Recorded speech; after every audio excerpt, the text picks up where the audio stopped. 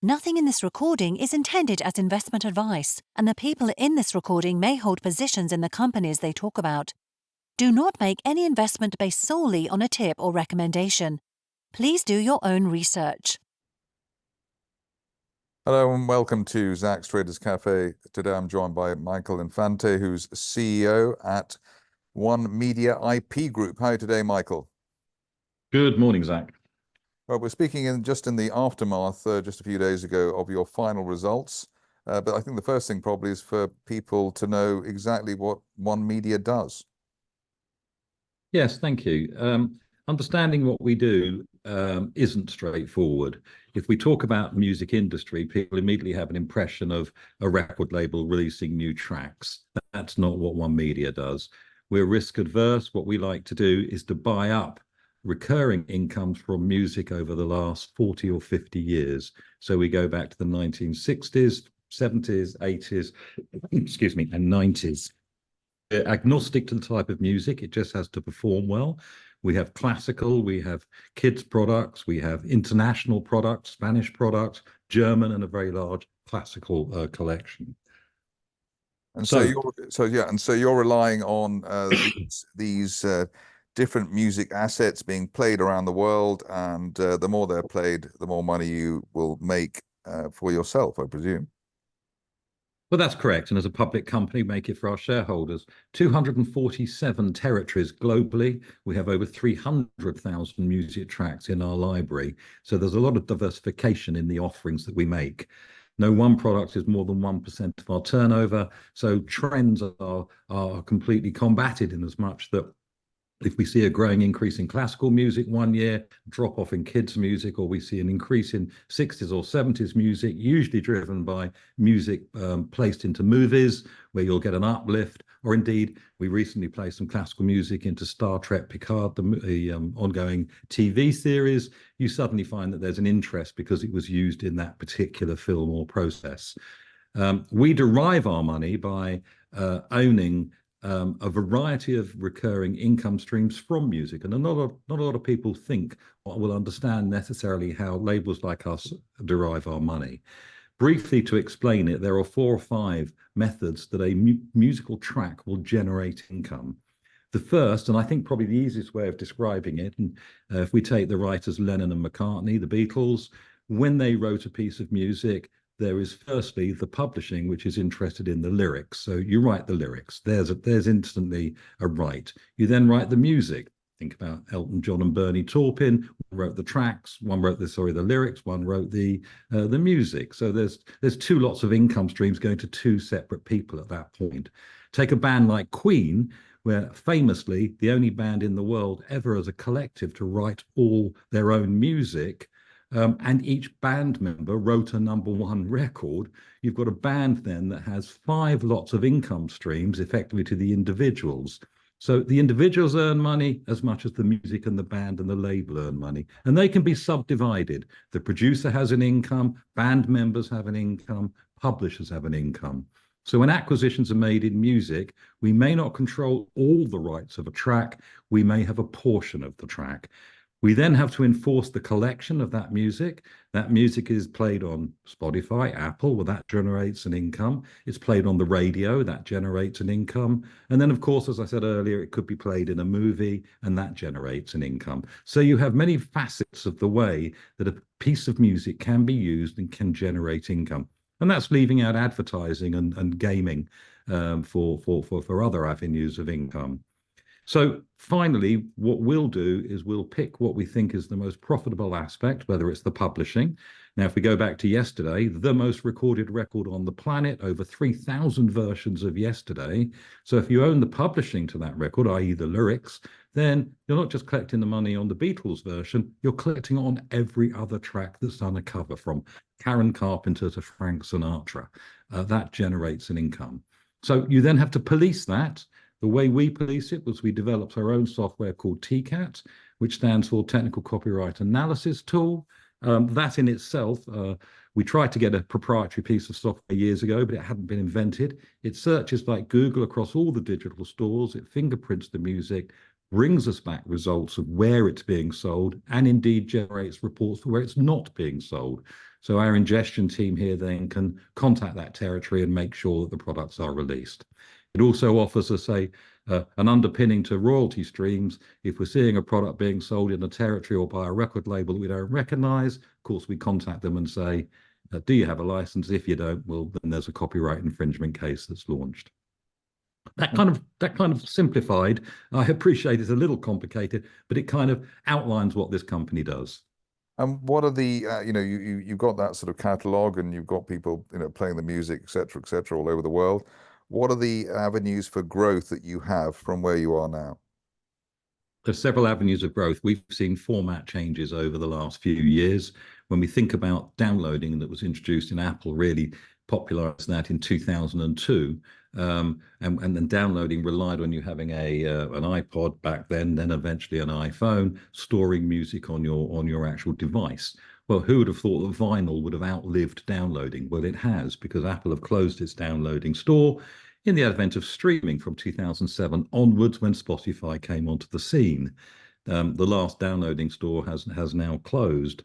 So formats change, and then when people change a format, they recollect their entire collections back into that new format. So had we been going when CDs were running, this company started in 2005. We're purely a digital label, a net label, if you like. But had we, as in my previous business where we did sell physical content, we'd have had all our music on CD. Then it changes to downloading. Then it changes to streaming. Formats of the future, well, they'll be there. We're not done yet. I'm sure there'll be new formats emerging. Plus acquisition of rights. Of course, our library didn't start off with 300,000. We've been in business 18 years, and we've invested in excess of 16 million pounds, about $20 million if we take currency fluctuation over the years, of putting our rights together so that we have our offering. So growth is through acquisition. Growth is also through the fact that the emerging sites and the territories that are opening up. And, when we first started, you only had the US and you only had Western Europe. Now there's 247 territories, still not fully exploited, perhaps some 40, 50, 60% of territories exploited, but not everybody in those territories. Growth areas like India, still very, very big headroom for more product to be listened to. And naturally, a lot of these third world countries, as they come online, first thing, their introductions to Western music is back catalogue. And in terms of the technology you're using to monitor all these performances, or the playing that goes on, presumably it's getting better and better, and therefore you're extracting more and more value in all those different aspects of producer, publishing, et cetera, than you were maybe 5 or 10 years ago. Well, that's right. Just 5 years ago, the technology didn't exist to be able to search the digital stores other than the access they gave you. Now, with open APIs, you're able to search all of the stores to find out who's selling what. Of course, this doesn't combat piracy. So if you get stores like the Pirate Bay who are totally illegal, that's really in the hands of the BPI or the FBI, and any institution with an I at the end of it, usually, that's trying to enforce closure of those illegal sites. We tend to work on with our TCAT program that we developed, looking for piracy in plain sight, where product's been sped up or slowed down, lyrics have been changed, and it's uploaded to the various stores, which is just straight plagiarism, effectively. We find that product of our own, we then issue takedowns and have it removed.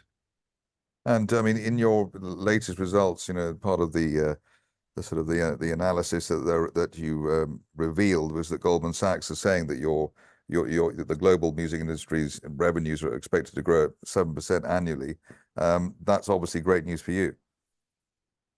Well, yes, and like all analysts in the city, no one ever stands up and says rotten fish for sale. It's very good when you get the global organizations saying that there's still an awful lot of headroom. A CEO rarely says, oh no, we're in a shrinking market. We're absolutely not in a shrinking market. We're in a growing market. I have some criticisms of our own industry. I think the first one is that since the DSPs, which are the digital service providers, and that being the Apple, the Spotifys, and the various stores itself, and there's probably only 5 of them, including YouTube, that control probably about 85, 90% of the market, the consumption market that we work with. they need to get their pricing in order. There's been very little change now since 2007 when these launched. And we know that we've seen massive inflation since 2007 to 2024.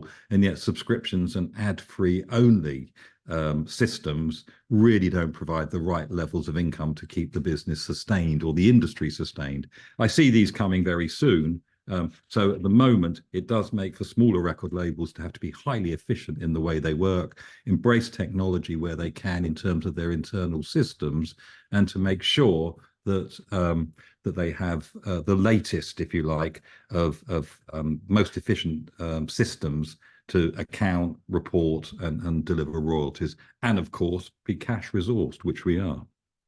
And just finally, maybe just as a point of interest, a lot of people saying that they're not getting the new acts these days, not getting the great stars, obviously apart from Taylor Swift, or the lasting stars.